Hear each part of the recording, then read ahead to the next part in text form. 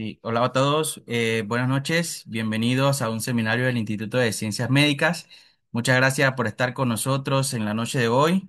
Vamos a dar inicio al seminario de hoy titulado Salud cardiometabólica de los adultos que viven con VIH, el cual será presentado por el doctor Humberto López Castillo. El doctor Humberto es profesor asistente del Departamento de Ciencias de la Salud. Posee una maestría en Ciencias Clínicas en Pediatría de la Universidad de Panamá y una maestría en Educación Postsecundaria del Aula CID. A nivel doctoral, el doctor López Castillos completó su doctorado en Medicina en la Universidad de Panamá y su residencia en Pediatría en el Hospital de Especialidades Pediátricas de la Caja de Seguro Social de Panamá. También posee un doctorado en salud pública, ciencias del comportamiento y salud comunitaria y familiar en la Universidad del Sur de la Florida, tras lo cual realizó un entrenamiento postdoctoral en conductas de riesgo en adolescentes. El doctor López Castillo también está certificado en salud pública y es intérprete médico certificado español-inglés. Su experiencia abarca la práctica clínica con adolescentes y adultos jóvenes, métodos de salud pública y el desarrollo, implementación y evaluación de intervenciones bioconductuales. La investigación del doctor López Castillo se centra en intervenciones para mejorar la salud cardiometabólica de adultos con VIH en Estados Unidos y en el extranjero, utilizando un enfoque bioconductual para abordar un estado proinflamatorio. Su investigación emplea métodos mixtos para identificar vínculos entre el estrés de las minorías y de los componentes del síndrome metabólico. Sus líneas de investigación secundarias exploran el papel mediador de la infección por VIH y el uso de terapia antirretroviral en el desarrollo de enfermedades cardiometabólicas, la metabolómica, lipidómica y los aspectos conductuales preventivos de los riesgos para la salud sexual en adultos pertenecientes a minorías sexuales. Muchas gracias, doctor. Un honor, la verdad, tenerlo en un seminario de nosotros acá. Puede dar inicio con su presentación. Adelante, doctor. Cómo no, muchas gracias. Buenas noches a todos y todas que nos acompañan en este seminario. Como ya dijo Raúl, mi nombre es Humberto López Castillo y de todo el currículum creo que se me olvidó mandarte lo más importante, que soy tableño. Soy cédula 7 y nací en las tablas. Creo que una parte muy importante del currículum que se alinea muy bien con el trabajo que están haciendo allá en el Instituto de Ciencias Médicas. Muchas gracias por la invitación. Actualmente trabajo en Florida, soy profesor asociado en la Facultad de Ciencias y Profesiones de la Salud en la Universidad Central de la Florida. Como ven aquí en la primera diapositiva, pues nuestra mascota es el Pegaso, el caballo alado, que es la mascota que se irán viendo por ahí en las presentaciones y en lo que usamos como nuestro símbolo, nuestra representación. Para empezar, pues siempre es requisito acá contar los conflictos de interés. Creo que no tengo ningún conflicto de interés relevante a esta presentación.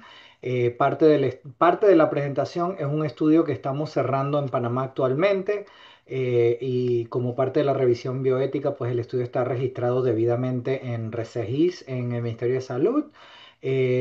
Nos supervisa el Comité de Bioética en Investigación de Pacífica Salud en Punta Pacífica y en Estados Unidos no supervisa la Junta Institucional de Revisión de la Universidad de UCF. Así que aquí están todas nuestras aprobaciones y obviamente tengo que dar también reconocimiento al patrocinador es el Instituto Internacional Fogarty de los Institutos Nacionales de Salud de los Estados Unidos, parte del Departamento de Salud y Servicios Humanos, a través de la subvención R21 que ven ahí en la diapositiva. Pues el pantallazo que voy a dar hoy es un poquito los antecedentes de la salud cardiometabólica de los adultos que viven con VIH. Hablaremos un poquito del síndrome metabólico, tanto en la población general como cómo esta inflamación y biomarcadores pues, se manifiestan en el adulto que vive con VIH. No voy a entrar mucho a profundidad porque quiero dejar un poquito de tiempo para contar más del estudio que realizamos y abordar cualquier pregunta y evidentemente cualquier potencial de colaboración siempre bienvenido. Hablaremos también de la epidemiología cardiometabólica en la población general, tanto a nivel mundial como en Latinoamérica, en Panamá, y la poca información que tenemos de Colón también, que, en donde realizamos el estudio, y la epidemiología del VIH, no solamente la del síndrome metabólico, sino del VIH en este mismo orden. Y luego hablaremos entonces del estudio C3, el estudio Colón C3 que realizamos. Pues, ¿qué les cuento? La infección con el VIH promueve un estado inflamatorio crónico. La viremia, tanto la infección con el VIH de por sí es proinflamatoria, así que ¿qué hacemos? Tratamos de controlar la viremia con terapia antirretroviral, siguiendo los protocolos establecidos. Sin embargo, hemos demostrado también proyectos de investigación pues, que la viremia, la terapia antirretroviral también promueve un estado proinflamatorio. O sea que tanto la infección con el VIH como la terapia por el VIH, para el VIH produce un envejecimiento inmune acelerado y un aumento de enfermedades crónicas no transmisibles precisamente por este estado proinflamatorio. Dentro de las enfermedades crónicas no transmisibles que son mucho más comunes está el síndrome metabólico. El síndrome metabólico yo normalmente lo enmarco dentro de lo que llamamos la transición epidemiológica, que es cuando una población padece enfermedad infecciosa que aumenta la mortalidad, como el caso del VIH en los años 80-90, hasta que surge la terapia antirretroviral, se controla la inflamación y ahora esta población que está sobreviviendo, está llevando una vida bastante normal. Esta población ahora se está poniendo al día con el resto de la población, que estamos todos sufriendo enfermedad crónica, enfermedad cardiovascular y enfermedad metabólica, que es el causa número uno de morbimortalidad. Entonces, ahora lo que estamos viendo con el VIH es eso, es precisamente la transición epidemiológica de una mortalidad alta por VIH a una mortalidad controlada, la mortalidad relativamente baja, la mortalidad por SIDA es relativamente baja, especialmente en las personas que logran una viremia indetectable.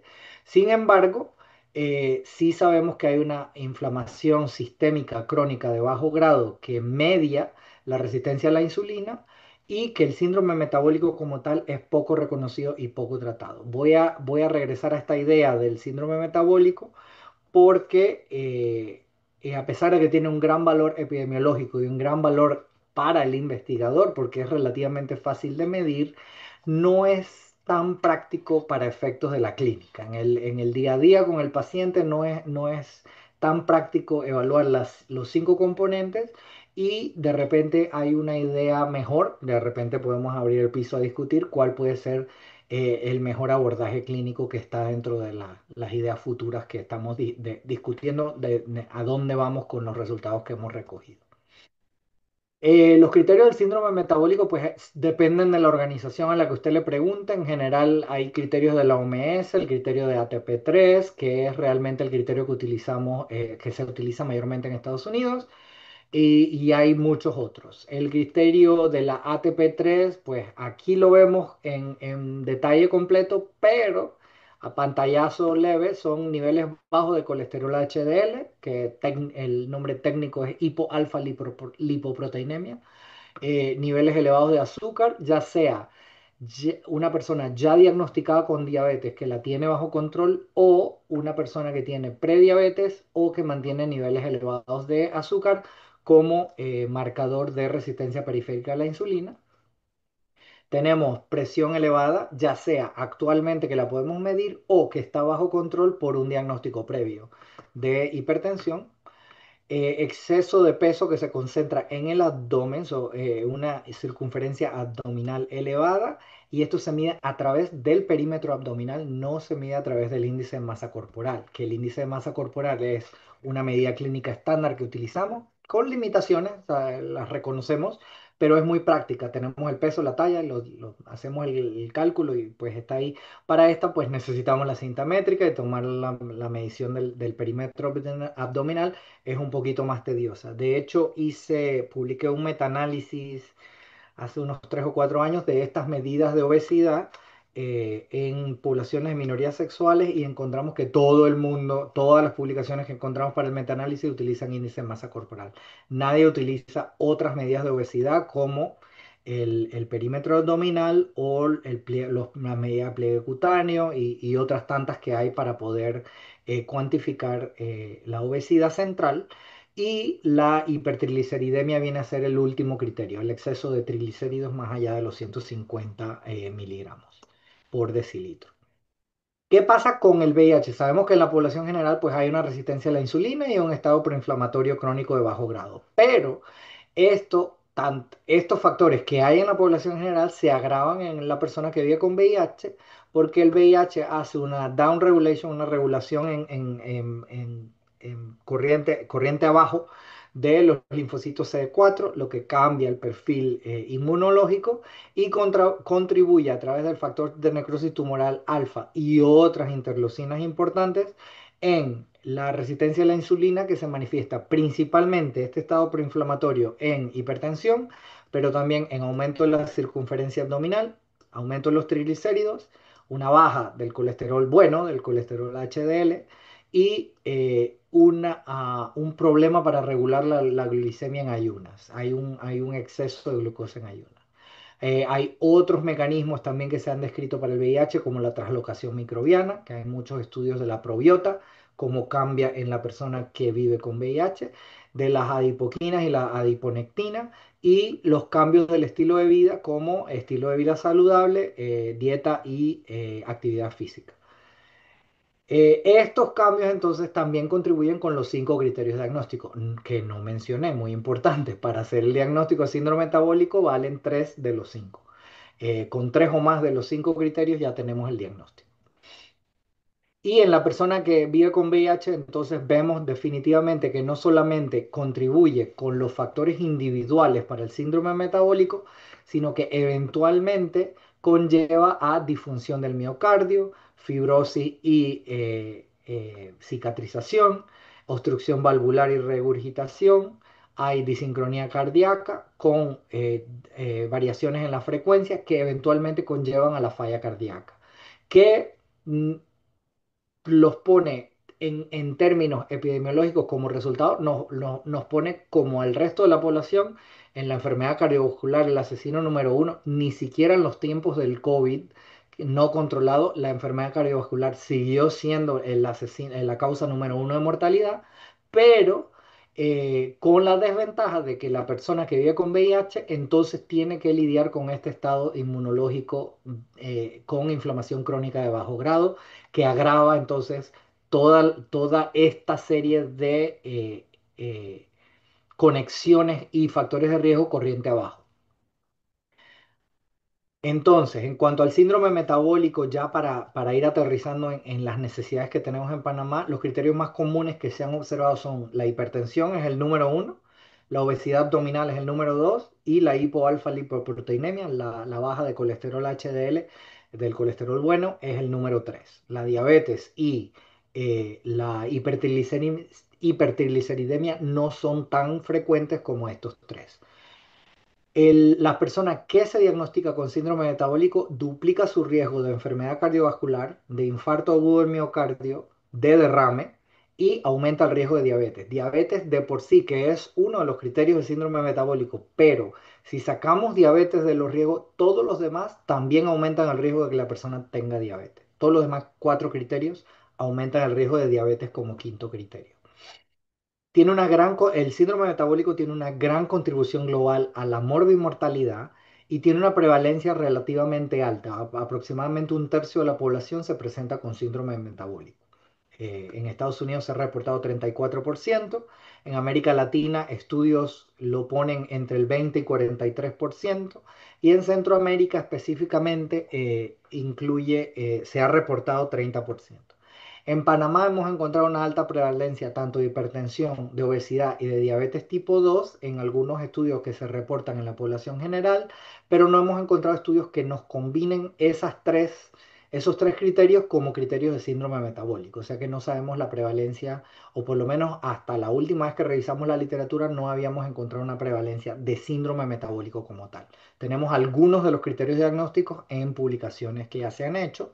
Y en la provincia de Colón, que fue donde realizamos el estudio, encontramos una mayor mortalidad por diabetes tipo 2. Estos son datos de Contraloría, obesidad elevada, hipertensión y muertes por enfermedad cerebrovascular, por derrame, pero no tenemos datos. Estos son datos de Contraloría nuevamente que están desagregados, está cada uno individualmente, pero no tenemos la combinación de todos ellos como síndrome metabólico. Y además de la desventaja que son datos de mortalidad, no son datos de morbilidad, no sabemos la cantidad de personas enfermas sabemos la cantidad de personas que fallecen por. En América Latina y en Panamá, por otra parte, tenemos el VIH. Entonces, la prevalencia en América Latina se estima en aproximadamente 0,4%, es decir, 4 de cada 1.000 personas están viviendo con VIH en los datos reportados. Sin embargo, en Panamá se duplica esta tasa. De hecho, es la tasa más alta de Centroamérica en aproximadamente 1 de cada 100, o sea, 10 de cada 1.000. Y en Colón tenemos la segunda, cuando desagregamos la tasa de VIH en Panamá por provincia, si Panamá cabecera tiene la mayor prevalencia y Colón tiene la segunda mayor prevalencia. O sea que las áreas canaleras, y digo las áreas canaleras porque la tercera entonces está en Panamá Oeste. O sea que las tres provincias que rodean el canal de Panamá son las que tienen la mayor prevalencia de VIH.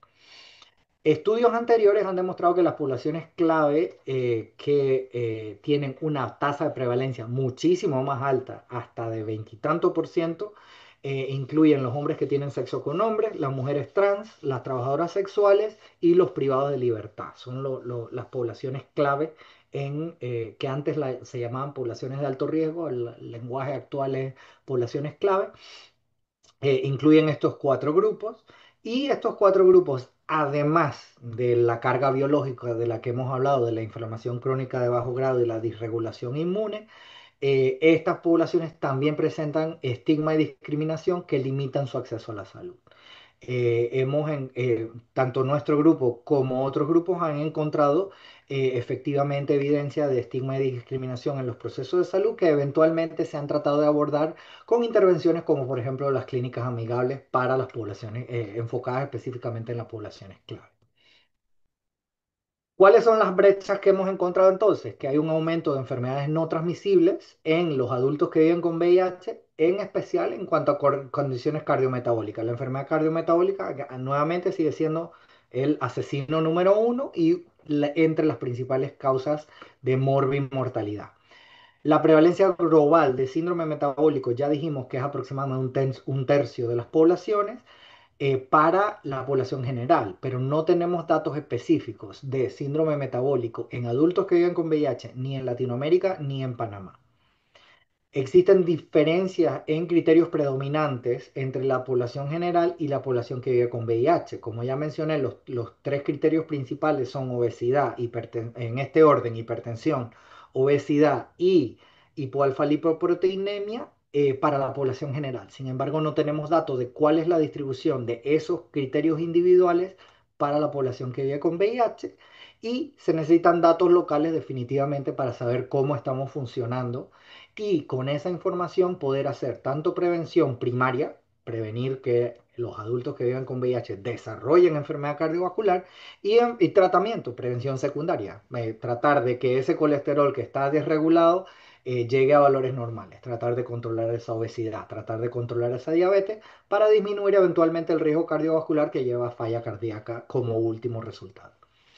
Esto normalmente lo enmarcamos dentro de la brecha de investigación que nos abre el espacio para la pregunta, ¿no? Y lo que yo le comento a mis estudiantes de posgrado acá, que son los que realizan investigaciones, es que este es el queso pa de la investigación. Ya realizamos la revisión de la literatura, ya sabemos qué está pasando, ya nos enteramos, nos empapamos bien del tema, pero entonces, ¿qué? ¿Y ahora qué hago con esa información? Bueno, en nuestro caso, nuestro grupo presentó la idea esta para una subvención, presentamos ideas de nuestros trabajos preliminares. Mi grupo especialmente quiero mencionar a la doctora Jenkins, la doctora Lorna Jenkins, que nos colabora siempre desde estos trabajos semilla en el estudio PEMAR que realizamos en 2018 en Panamá. PEMAR viene de población en más alto riesgo, que era el lenguaje que se usaba en el 18 y que justamente cuando vinimos a publicar los estudios ya se cambió el lenguaje a poblaciones clave, que me parece muy curioso que en el título en el lenguaje del grupo lo llamamos el grupo PEMAR porque así se llamó el estudio, pero los dos papers, las dos publicaciones hablan de poblaciones clave porque ya el lenguaje había cambiado en ese momento. Estas dos publicaciones que tenemos, una es la estimación de población de poblaciones clave para VIH, y no solamente eso, también describimos su estado sociodemográfico, su tamaño, sus características y estado de otras enfermedades de transmisión sexual, no solamente el VIH, utilizando un método que se llama de captura-recaptura, o sea que fuimos a los sitios de congregación típicamente por las poblaciones clave. eh, Tomamos el censo en ese momento y repetimos la visita para ver cuántas personas del censo original estaban nuevamente en el sitio. Esta relación entre las dos variables, los dos conteos, nos permiten una estimación de las poblaciones finitas en casos donde no podamos tener un censo general de cuánto puede ser esa población, y da una estimación bastante buena, relativamente buena, un intervalo de confianza del 95% relativamente reducido. Y luego, pues también a esta población las encuestamos sobre estigma y discriminación en servicios de salud. Ese paper se nos quedó en el tintero, ya la data se nos ha puesto un poquito rancia, ya en 2018 tiene sus 7 años. Sin embargo, logramos también publicar un follow-up, un seguimiento del estudio con la data de violencia de pareja, de violencia de pareja en estas poblaciones, porque era un programa que definitivamente nos interesa. Dentro del estudio también está Natalia Vega, que la veo aquí presente. Shout out, saludos Natalia. Gracias también por tus contribuciones para precisamente este paper. Con esos estudios preliminares, pues ya teníamos algo de información de de qué queremos hacer, qué otra información nos falta para abordar síndrome metabólico específicamente, que es mi línea propia de investigación en las personas que viven con VIH en Panamá, y llenar esa brecha crítica que eventualmente pueda ayudar a desarrollar tanto políticas como prevención y monitoreo, y muy importante las guías clínicas. Creo que es el primer punto donde podríamos llegar con la información que hemos capturado con el estudio, y el impacto entonces, la reducción de el síndrome metabólico y su consecuencia como enfermedad cardiovascular, diabetes tipo 2 en personas que viven con VIH, y escalar ese estudio, que Panamá sirva de ejemplo, por ejemplo, para escalar el impacto del estudio hacia América Latina. Entonces, nuestro marco conceptual para el diseño del estudio fue precisamente que el síndrome metabólico, estos 5 criterios diagnósticos que mencioné al principio, la hipoalfa-lipoproteinemia, hipertrigliceridemia, diabetes, hipertensión y obesidad abdominal, bien en la persona que vive con VIH, vienen dadas tanto por la infección como por el uso de terapia antirretroviral. Sin embargo, por la mediación inmunológica, la mediación inmunológica y la correlación con el grado, la inflamación crónica de bajo grado, creemos que el grado de inflamación sistémica modera la relación que existe entre la viremia y el tipo específico de terapia antirretroviral y el síndrome metabólico. Para eso, y no, eso por una parte, esa es la parte biológica, el mecanismo biológico. Sin embargo, por otra parte, también hay estudios que demuestran que los determinantes sociales de la salud, vivienda, acceso a la salud, tener seguro social, tener acceso a los medicamentos, tener pareja, tener un sistema de soporte, todo esto también apoya a que la persona logre una viremia indetectable y que la persona continúe el uso de terapia antirretroviral para sostener esa viremia indetectable. Y eso a su vez también reduce la inflamación crónica de bajo grado. Por ende, también medimos determinantes sociales de la salud en esta población. Y también proponemos que estos determinantes tienen un rol importante en el desarrollo de enfermedad cardiometabólica porque están relacionados tanto con el predictor como con el resultado, con las variables independientes y dependientes. Ajá. Este es el marco conceptual de la subvención. Ok. Los objetivos específicos del estudio. El objetivo específico uno, no voy a darles toda la palabrería, debe resultar precisamente en la epidemiología descriptiva de los adultos que viven con VIH, su estado demográfico, sus determinantes sociales de la salud, su estado cardiometabólico, eh, y además de eso, eso en cuanto a las variables demográficas, pero también vamos a capturar variables de laboratorio, variables clínicas y medición de composición corporal.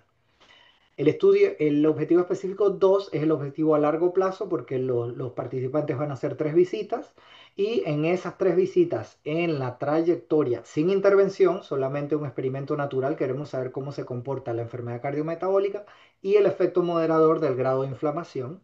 Y para el objetivo específico 3, con los datos anteriores, queremos saber desde la perspectiva tanto del proveedor de salud como del participante en nuestro estudio, paciente para efectos de la clínica, eh, cómo se puede, cuáles son las barreras limitantes que en un futuro tenemos que tomar en cuenta en el momento de desarrollar una intervención, desarrollar un protocolo clínico para tratar tanto de prevención primaria como secundaria de la enfermedad cardiovascular del adulto que vive con VIH en Panamá.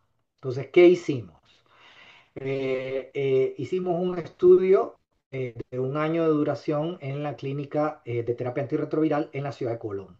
Esta clínica se caracteriza por atención aproximada de una cohorte activa de unos 800 pacientes, según los datos más recientes, y el estudio pues involucra personal de planta, colocamos personal de planta, así que nuestro agradecimiento eterno a todo el personal de la clínica, pero en especial al doctor Víctor Peñafiel que nos acompaña desde el principio en el desarrollo de este programa. Obviamente, con un poquito de ayuda y participación e imaginación de los participantes, pues decidimos que el logo, o diseñamos el logo del estudio, que pues tiene un corazón acá como parte de la salud cardiovascular, pero también tiene el logo del C3, del cédula 3, que es el nombre del estudio, y que un poquito indirectamente también tiene los colores de la bandera de Colón, que son amarillo y azul. La clínica está justo detrás, para los que no han visitado Colón 2000, esto es Colón 2000 el puerto. Acá llegan, acá al fondo se ve el océano. Bueno, el Colón, en el fondo este es el área del puerto y el Hospital Manuel Amador Guerrero está aquí. La clínica está en la planta baja del Hospital Manuel Amador Guerrero viejo. Hay un Hospital Manuel Amador Guerrero nuevo que está por inaugurarse y están en el proceso de mudanza. Lo que tengo entendido es que el hospital en sí va a dejar un piso y la clínica eventualmente se va a mudar al piso. Eso es un dato importante cuando les comente sobre los resultados del objetivo 3, que nos hablan un poquito de la percepción del espacio como un espacio seguro para el participante, para el paciente. Ok. Ya les conté entonces el dónde, en dónde hicimos el estudio. ¿Qué hicimos en el estudio? Hicimos un estudio en 3 visitas. La visita uno, en la recaptura, iniciamos esa captura en la captura, perdón, iniciamos la matrícula de participantes a finales de abril del año pasado. Comenzamos con la matrícula y el seguimiento se iba a hacer una segunda visita 6, más o menos un mes, o sea, entre 5 y 7 meses desde la primera visita, y la tercera visita se debe cerrar a los 12 meses de la primera visita, es decir, entre los 11 y 13 meses desde la visita inicial. Y los procedimientos del estudio, bueno, están detallados en la diapositiva, pero básicamente incorporan en la primera visita, pues obviamente obtener el consentimiento informado. En la segunda visita, una serie de encuestas que el participante completa, tanto de sus datos demográficos como los determinantes sociales de la salud. Luego pasa a nuestro personal que va a hacer antropometría, que es medición de variables corporales, peso, estatura. Tenemos un aparato InBody que hace mediante impedanciometría, hace la captura de la composición corporal, tanto total, nos va a dar el porcentaje de agua, el porcentaje mineral como hueso, el porcentaje de masa magra, el porcentaje de masa grasa y nos da 108 variables en total ese análisis y se mide la presión arterial en ese momento. Son las cosas, las variables corporales que se miden en el momento y idealmente en nuestro diseño del estudio se iban a tomar las medidas del laboratorio inmediatamente. Sin embargo, luego de consultar con el personal de laboratorio, la preferencia es que el perfil lipídico se haga en ayunas y ya que la persona necesita estar en ayunas, pues aprovechar para tomar las glicemias también en ayunas, no solamente aleatorias en cualquier momento del día, y la hemoglobina glicosilada en ayunas. Lo que sí se puede hacer en el momento sería la proteína C reactiva de alta sensibilidad, la viremia, y el conteo de células CD4, que estas se referían al Gorgas, pero ya se están haciendo localmente en Colón como novedad que empezó este año.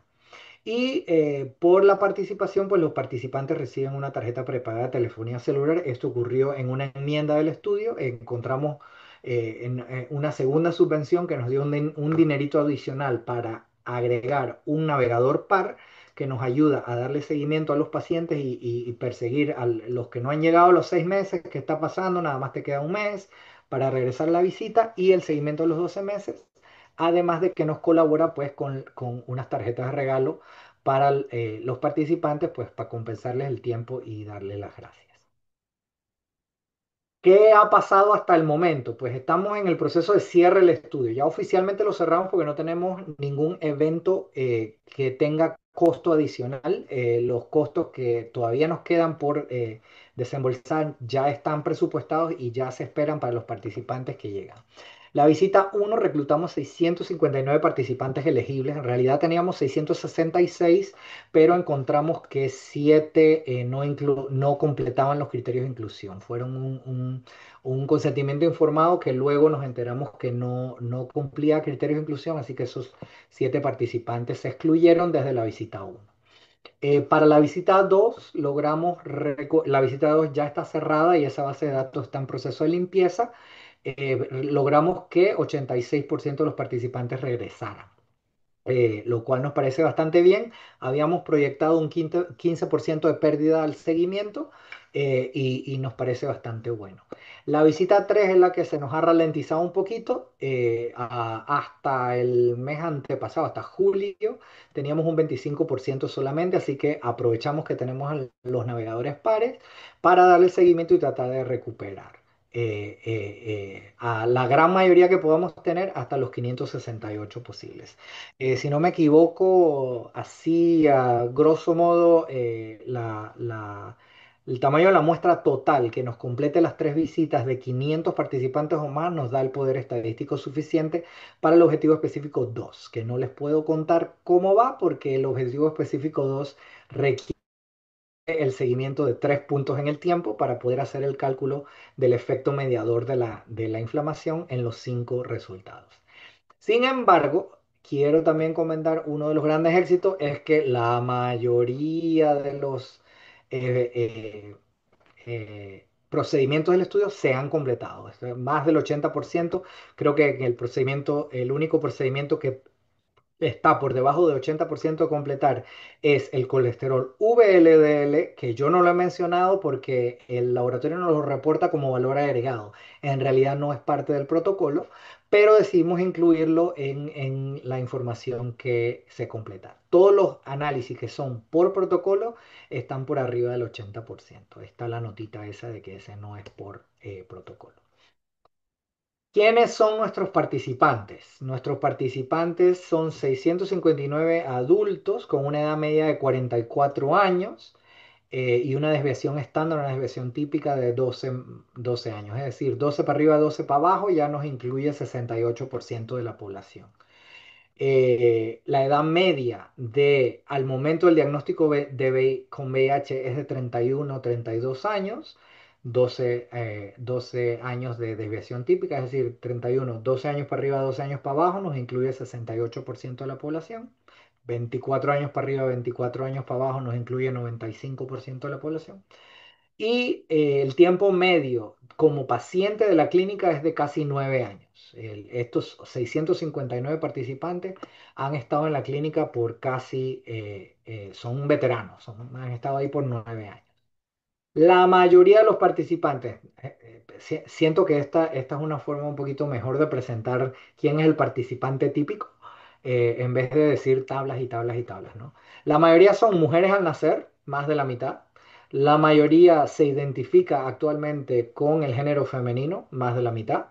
La mayoría se identifica como de raza negra afrocaribeña, más de la mitad.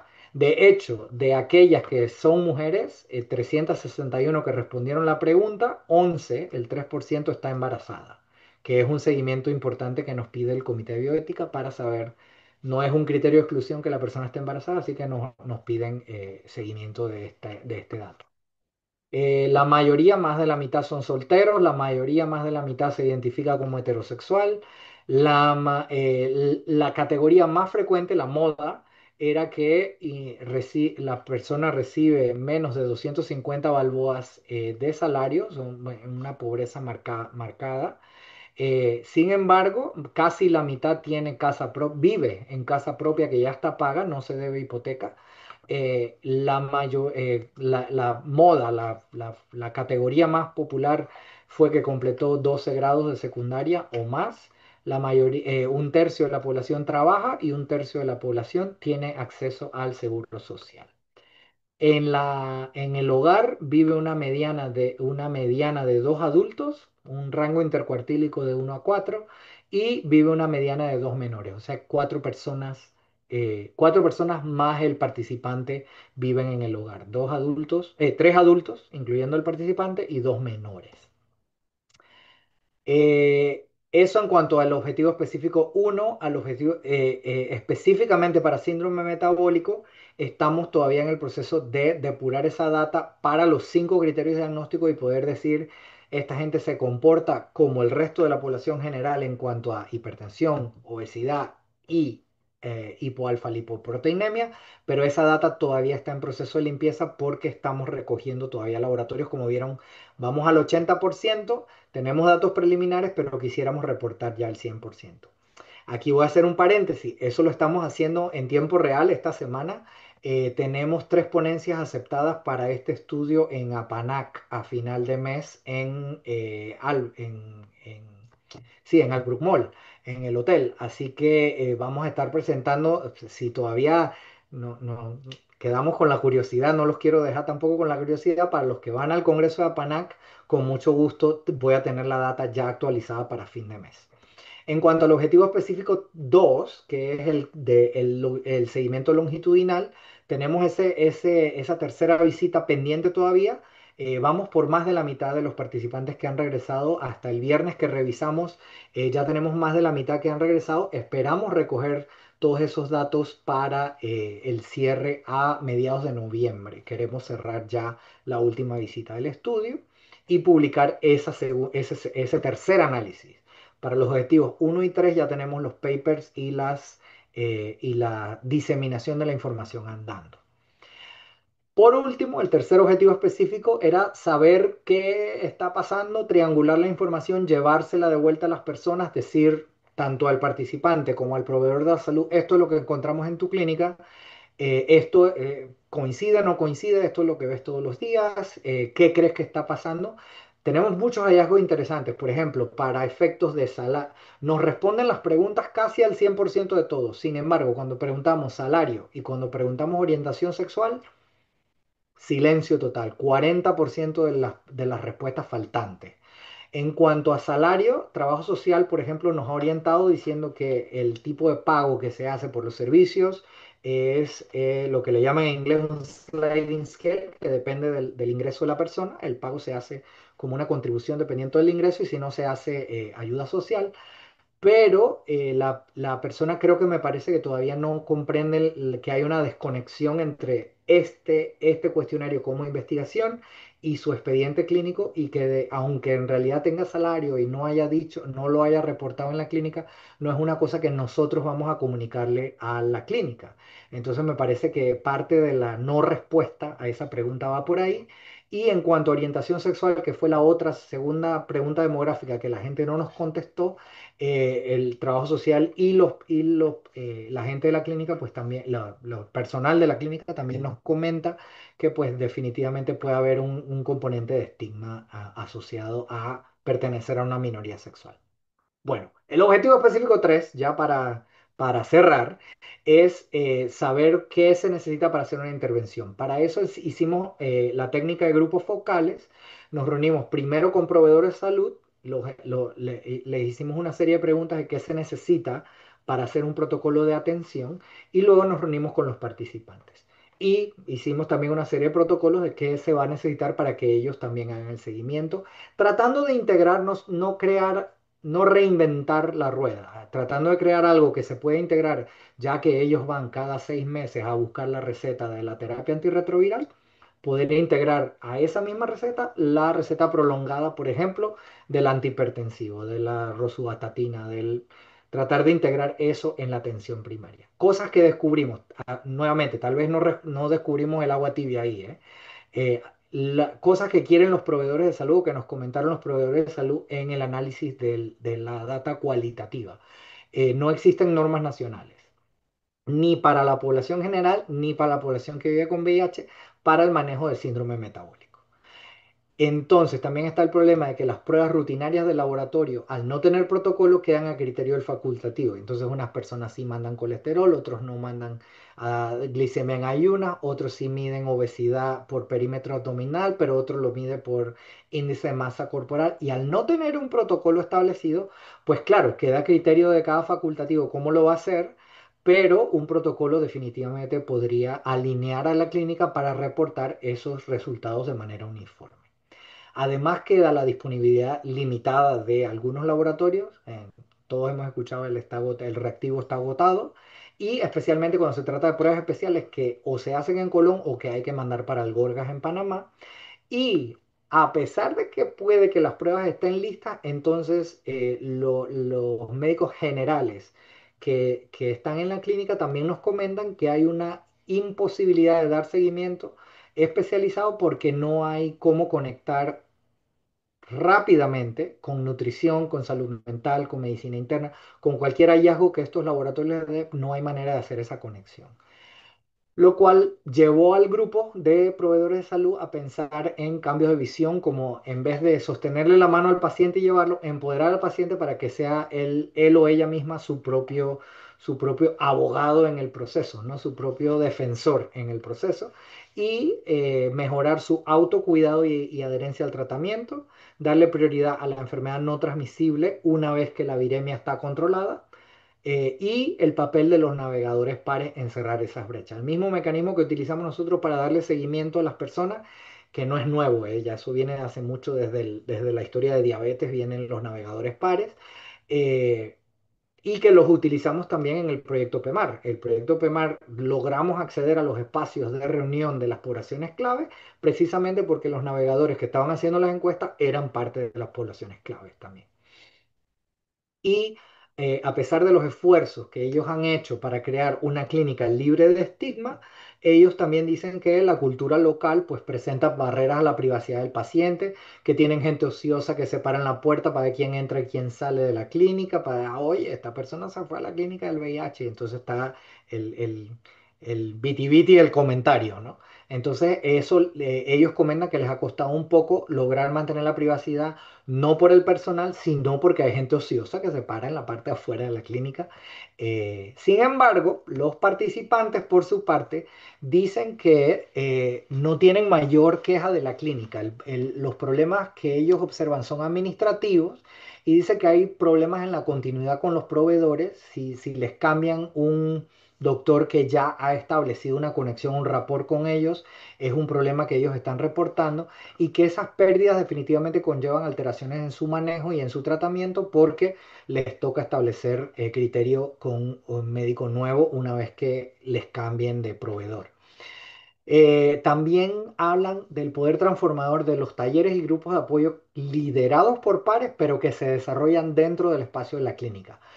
Por ejemplo, las técnicas del grupo focal, pues le preguntábamos, cierren los ojos, imagínense que el dinero no es ningún problema, tenemos toda la plata del mundo. ¿Qué les gustaría hacer, por ejemplo, para hacer actividad física? Y no tiene que ser en la clínica, actividad física. Quieren hacer una maratón, quieren correr un 5K, quieren una clase de zumba, quieren clase de ejercicio, quieren que hagamos un gimnasio especializado, quieren... Imagínense que la plata no es problema y nadie propone nada fuera de la clínica. Ellos quieren que todas las actividades que se desarrollan con respecto a su salud, sea o no sea relativa al VIH, esas actividades se desarrollan dentro de la clínica porque la clínica ellos la perciben como un espacio seguro. Es el espacio donde ellos quieren hacer, queremos hacer talleres para aprender a ser emprendedores nosotros mismos.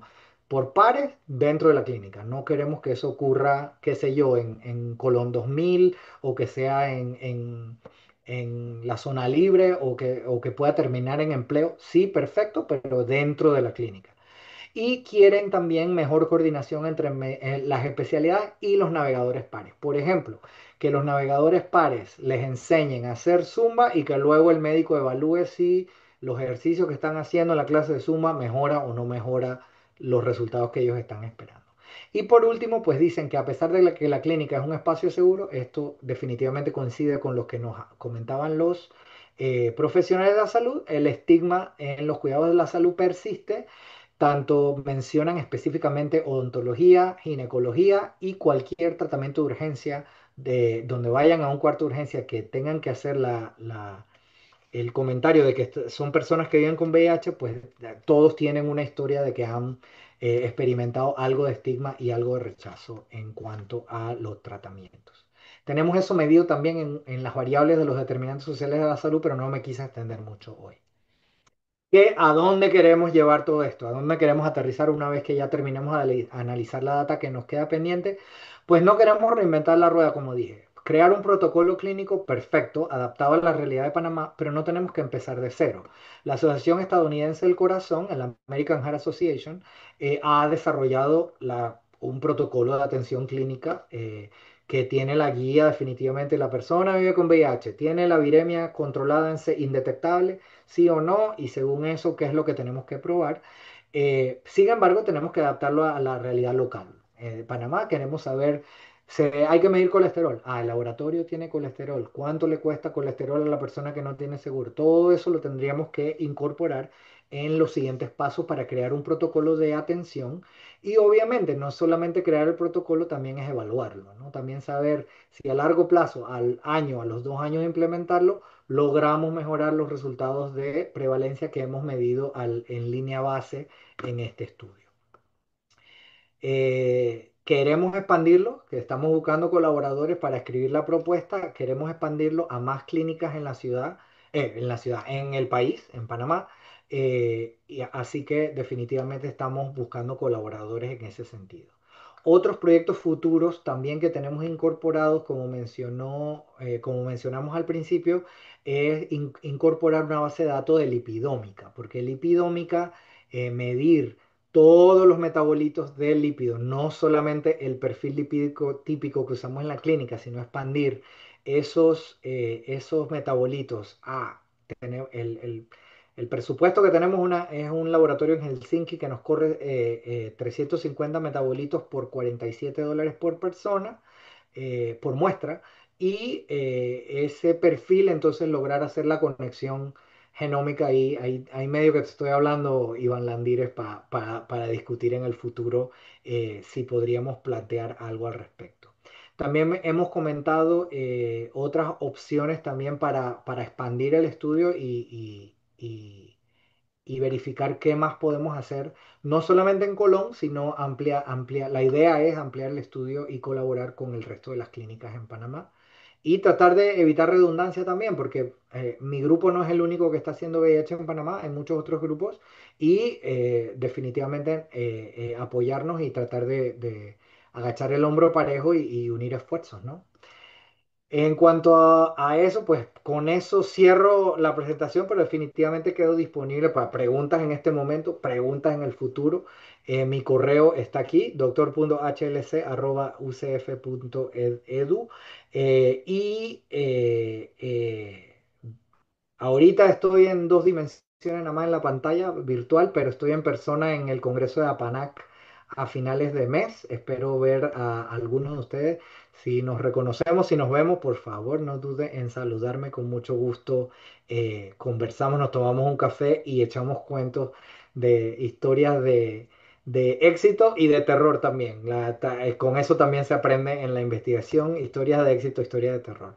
Y por supuesto, yo soy yo porque todos somos. Este es mi equipo en Colón, que sin ellos no hubiera podido sobrevivir yo acá y ellos allá recogiendo datos y comunicación constante, ¿no? Es parte del secreto y del éxito. Gracias a todos por su atención. Cualquier pregunta quedo a la orden. Una excelente presentación, doctor. La Gracias. verdad que muy interesante su trabajo. Muchas gracias. Eh, bueno, acá la doctora Virginia pregunta en el chat. Preguntó, gracias por tu presentación. Me llama la atención que más del 50% de pacientes de la clínica son mujeres. En Herrera, por ejemplo, la relación es una mujer por cada cuatro hombres. ¿Qué factores podrían explicar esta heterogeneidad? Virginia, me leíste la mente cuando estaba hablando de que me puedo contar historias de terror. Esta en realidad no es una historia de terror, pero es una lección aprendida. Cuando pusimos los criterios de inclusión para el estudio, realmente no nos limitamos a mayor cosa que la persona fuera paciente de la clínica, que fuera residente de Colón, y no pensamos si era un paciente de la clínica con buena adherencia. Entonces hemos tenido el caso o hemos aprendido de que tenemos una mayor proporción de mujeres, no porque el VIH afecte más a mujeres. En Colón creo que la distribución es 1 a 3, es una mujer por cada 3 hombres. Así que creo que no está muy lejos de la distribución en Herrera, pero las mujeres son mucho mejor en cuanto a su adherencia al tratamiento y a la clínica. Son las que siguen yendo a sus citas, son las que siguen yendo a retirar su tratamiento y son las que obviamente por estar ahí día con día son las que hemos podido reclutar como criterio de inclusión en el estudio. Por eso tenemos una mayoría de mujeres en el estudio y una minoría de hombres porque aparentemente no, o lo que nos comentan los proveedores de salud de la clínica es que no son tan buenos en cuanto a su seguimiento. Les cuesta mucho más el seguimiento, perdón, el seguimiento con hombres. Es una de las explicaciones más probables que hemos encontrado en el estudio. Ah, ok, gracias, Humberto. Es que no puedo hablar porque estoy afónica, Ay, afónica. caramba. Gracias, Sí, pero gracias excelente. por la pregunta. Sí, un hallazgo interesantísimo. Y cuando encontramos ese poco de variables faltantes en cuanto a salario y en cuanto a orientación sexual, digo, pero si nos están contestando todo lo demás, ¿por qué nos falta esta respuesta? ¿Por qué no nos quieren contestar esta pregunta? No nos parece tan invasiva hasta que trabajo social fueron los que saltaron y dijeron, no, es que ellos pagan según lo que ganan y a lo mejor no entienden que el estudio es aparte y a lo mejor piensan que alguien va a decir que sí tienen salario y entonces prefieren no contestar la pregunta, que de hecho, fue una sugerencia que nos dejó el Comité de Bioética, que en vez de dejarla en blanco y nosotros imaginarnos qué pasa, poner específicamente, prefiero no contestar esta pregunta como una de las opciones. Y no era que no nos las contestaban, sí contestaban, pero escogían esa opción. Prefiero no contestar esta pregunta, para no comprometerse, supongo. Que se entiende, pero nos tenía rascándonos la cabeza en el estudio. Vale, doctor. No sé si alguien más tiene alguna pregunta o comentarios. Bueno, perfecto. Entonces, doctor, daríamos por cerrado la sesión de hoy. Agradecerle nuevamente su tiempo por estar con nosotros y mostrarnos parte de su investigación. La verdad que es muy interesante. Y a todos los participantes, pues gracias por estar con nosotros en un seminario más del Instituto de Ciencias Médicas. Y bueno, estén pendientes a los que siguen, ¿no? Muchas gracias y bueno, que tengan una feliz noche. Hasta luego, gracias por la invitación.